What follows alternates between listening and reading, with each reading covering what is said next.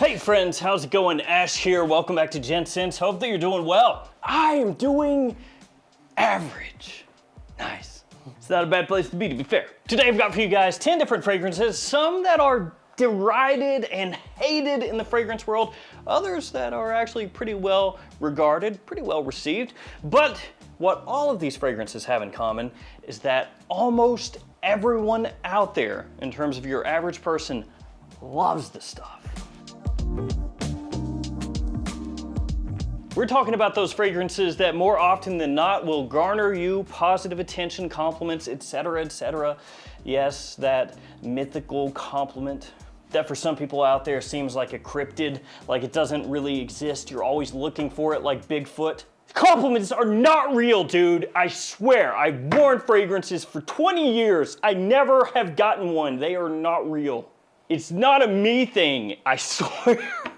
All of the fragrances I talk to you about are going to be linked in the description. As always, feel free to check them out down there or wherever the description is. Let's start off with this very obvious choice. It is Dior's Sauvage. And this is, of course, the Eau de Toilette, the original one that kicked it all off. If you're looking for compliments, if you're looking to be smelled, this is one of those fragrances that you'll want to know about. And let's be real, you already know about this one. Now, there are people from time to time who will be like, oh, Sauvage, this is garbage. This is sausage, Dior sausage. Do you see what I did there? It's very witty. So there's a V. If you change that to an S, it spells sausage. Ha-ha, got you, Dior. Didn't think about that one, did you? I'm a comedy genius. But yeah, good old Dior sausage. On occasion, you'll hear people say this is chemical soup, that it is garbage, that it is assaulting, that it's disgusting, abhorrent. Which that might be a bit of an exaggeration, but it does have a good amount of ambroxan, a little metallic off the top. You've got bergamot in there, pepper. It's very fresh in its own way. A little bit sweet as well. Great staying power, great projection. Like I said, if you want to be smelled, then this will get you smelled. Which honestly sounds kind of weird. I'm saying it like, you know, somebody would say, if you want to be seen, but that sounds normal. Oh, if you want to be seen, you know, wear this. Oh, okay, yeah. If you want to be smelled, it's like, I don't know, man, that's got a weird connotation to it. But yeah, you'll see sometimes people just really lay into this, that it's the most garbage water of all time. But in terms of day-to-day wear, people love Dior Sauvage. There is a reason it's the best-selling men's fragrance in the world. I mean, not for nothing, but you don't become the literal #1 best-selling fragrance if people hate how it smells. So while yes, the random odd person will say that, it's not true in terms of the public at large.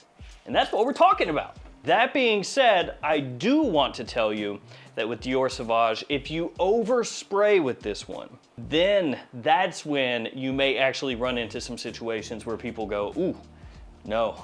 Sauvage smells better when worn in moderation, okay? If you go overboard with this, you spray too much, it does actually become those things that I mentioned before.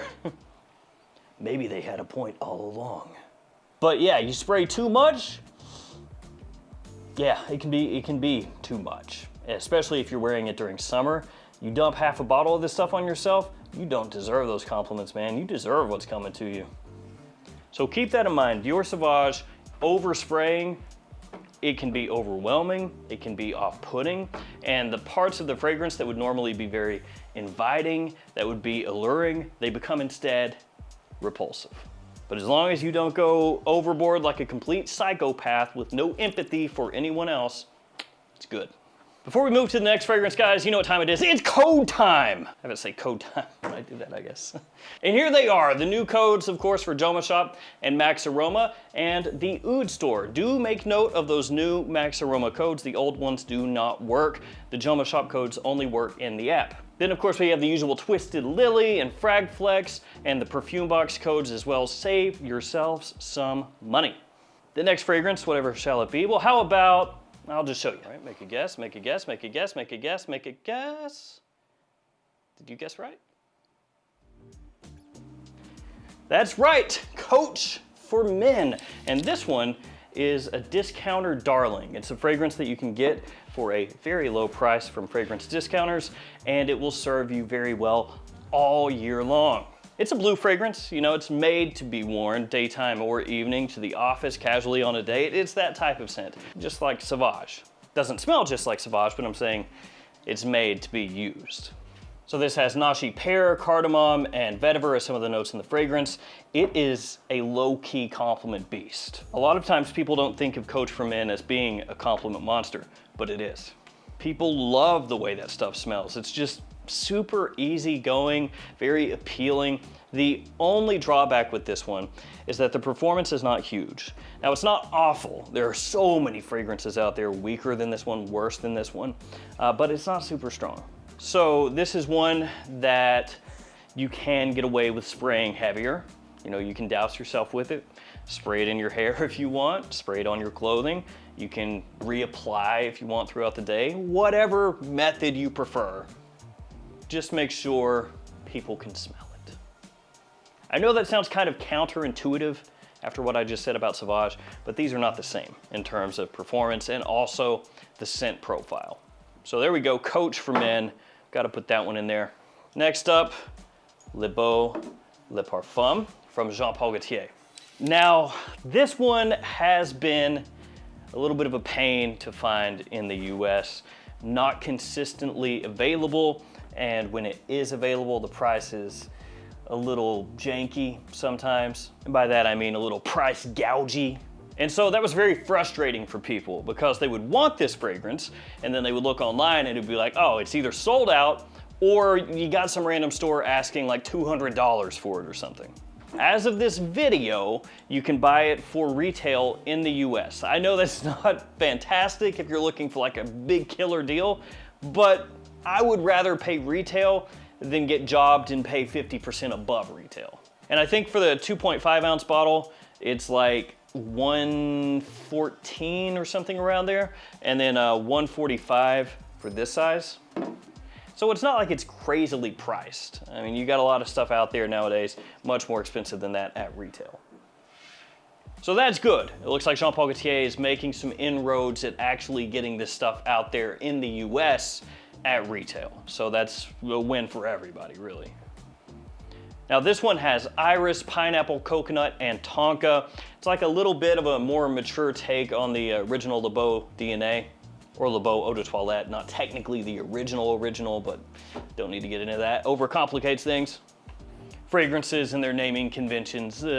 Great performance on this one. It stands out as well against the crowd, assuming you're not comparing it directly to another Le Beau fragrance, and it's a massive compliment puller. Le Beau Le Parfum crushed it for me last year, and so I gotta include that one right there.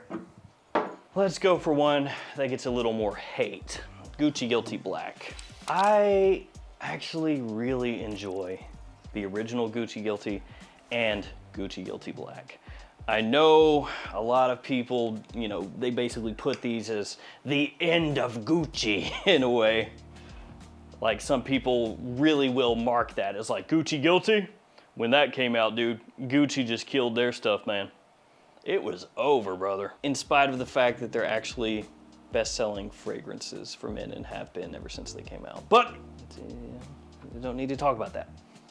This one is very green, very fresh, clean.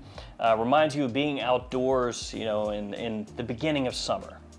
It's got a great grassy aspect to it. Green notes technically, but it comes across a little bit grassy. You've got white florals in there, a little bit of woodiness, lavender. Reminds me, beginning of summer, like that time frame captured in a bottle. I say once again, that Gucci Guilty Black bottle does not really get across how the fragrance smells. It would make more sense with like green and a white bottle because that's kind of how it comes across. It's not dark, it's not super strong, it's not funky or anything like that, but you know, it's what it is. It looks cool, it just doesn't match the fragrance. But that one, big attention grabber. People love clean stuff, and this is darn clean. Let's switch gears and go next with Absolutely, Stronger With You, Absolutely. This one has started to pop up a little more frequently in the US, and this is another thing with the Stronger With You fragrances. Stronger With You Intensely, popping up at Macy's, places like that, becoming easier to get and helping to drive the price down a little bit. So this one has vanilla, chestnut, lavender, and rum. That's some of the notes in the fragrance. Stronger With You Intensely, another good one. Actually, most of the Stronger With Yous. That one's my favorite. I absolutely love it. Great holiday fragrance. That time frame like November, December, January, that is perfect. It's strong, it packs a good punch, good longevity, big projection. So once again, another fragrance that will easily get you noticed. It cuts through the cold and also has a really cozy feel to it.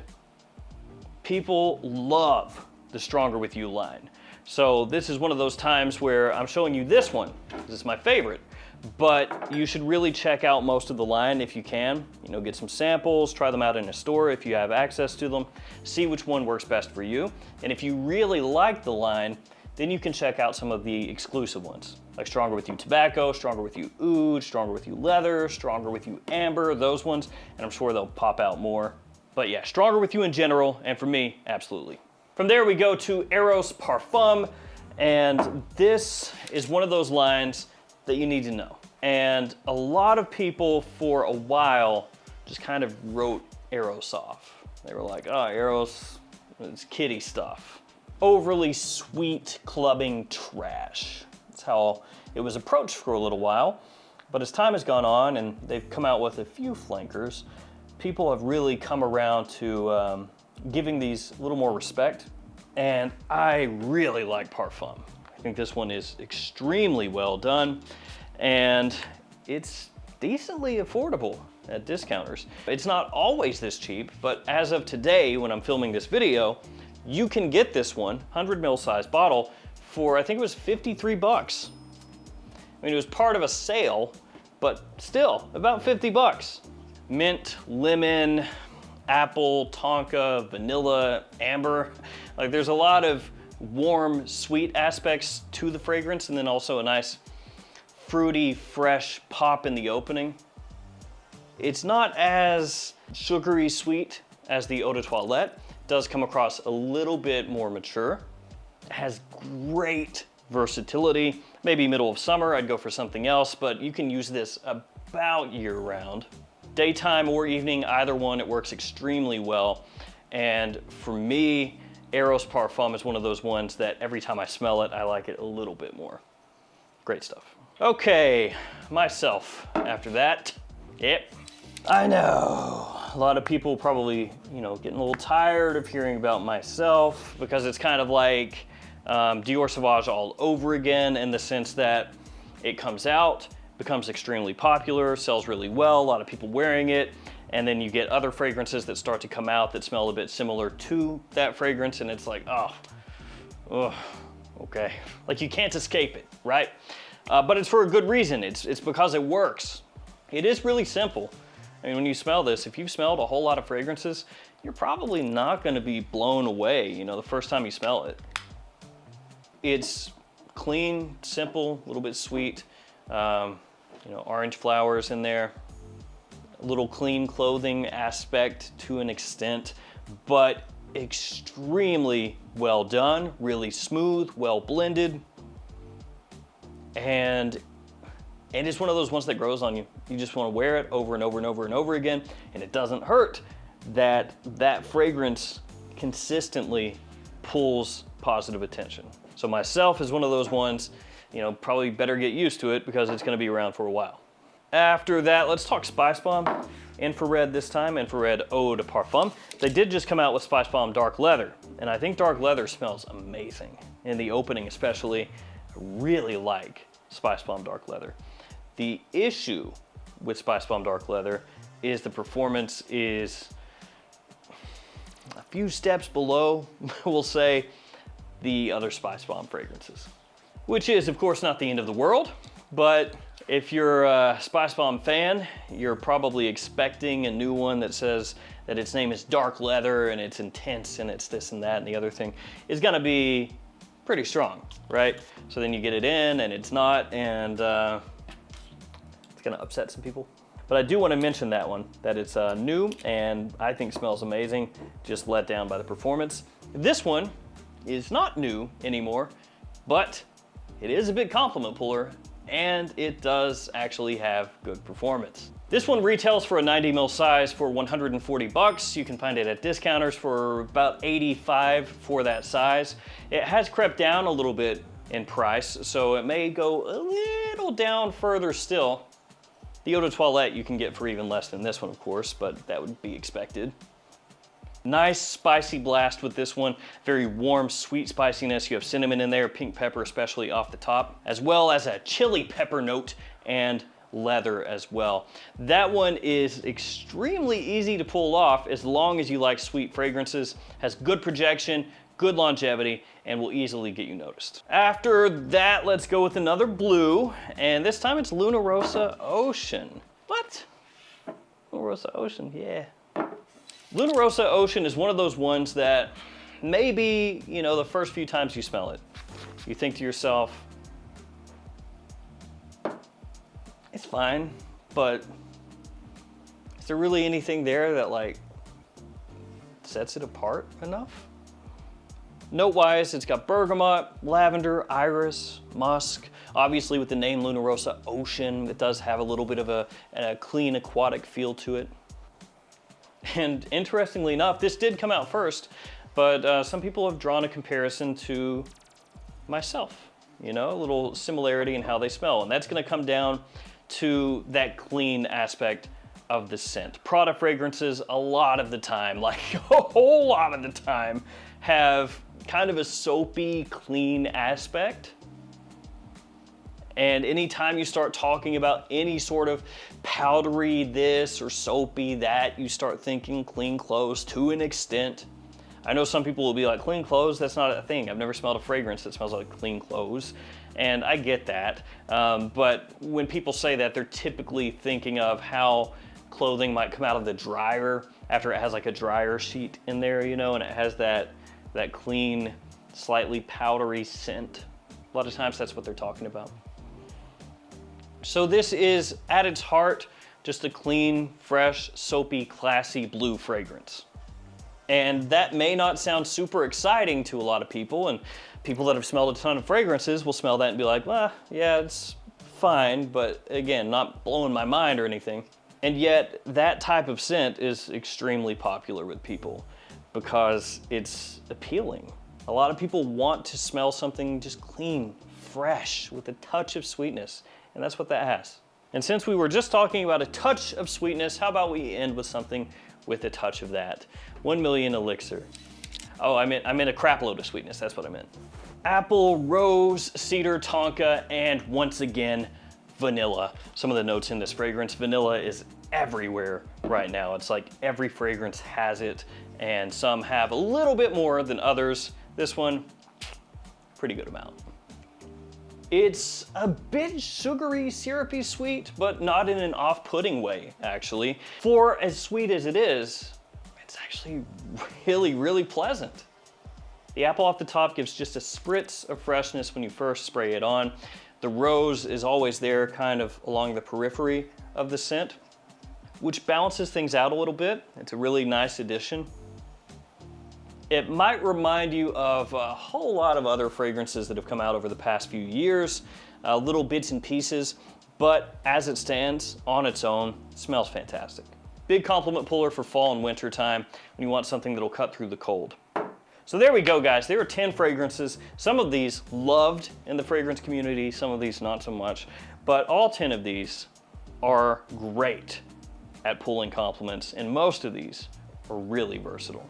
Thank you all for hanging with me. Stay safe out there. I'll see you tomorrow with another fragrance video. See you guys later.